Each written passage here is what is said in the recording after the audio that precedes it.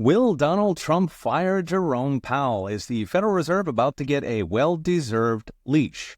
Last week, Donald Trump posted on Truth, how the Europeans just cut rates for the seventh time, yet Jerome Powell sits on his hands, even with crashing inflation. Last week I mentioned we're actually in deflation right now.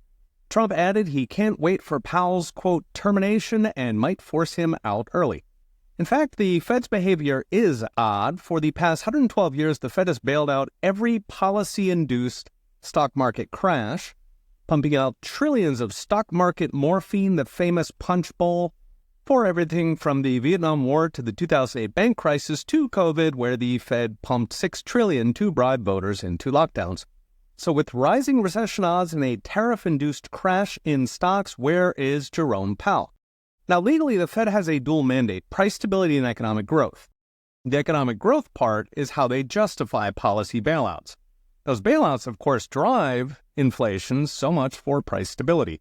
Jim Grant has a great quote summing this up: the Fed's dual mandate is arsonist and firefighter. Now, you could argue the Fed should not bail out markets or the government, but the fact is the Fed is breaking 112 years of precedent. So there's three ways Trump can fight Powell. The easiest and weakest is appoint a shadow Fed chair to second-guess Powell until Powell's term ends in a year. The shadow would not have power, but he'll influence financial markets by signaling what policy will be in a year.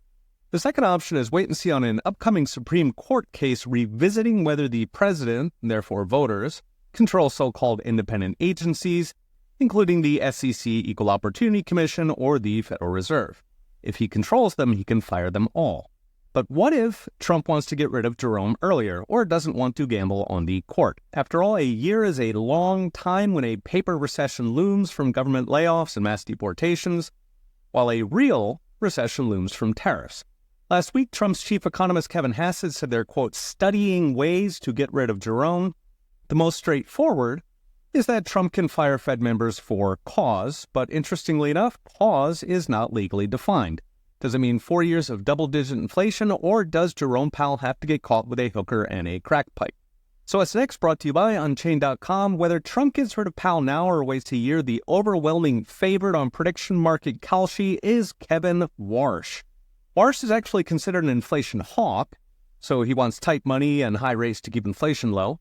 But Warsh has also been loyal to Trump, so he'd probably cut rates to cushion federal layoffs, mass deportations, and tariffs. The larger question is whether the Fed should be independent of voters, like some occupying army. For a century, the Fed argued it needs independence to keep inflation low, citing academic research by professors who are paid by the Fed. Happily, there's an easy way to make the Fed very independent with actual growth and price stability. Just back the dollar with gold or Bitcoin. Last time this was visited was the Reagan administration. It was gold, not Bitcoin. It's time we have that talk again. A new episode of the Roundup podcast just dropped. Search Peter St. Onge wherever you enjoy your podcasts. So, hey, we'll be watching. See you next time.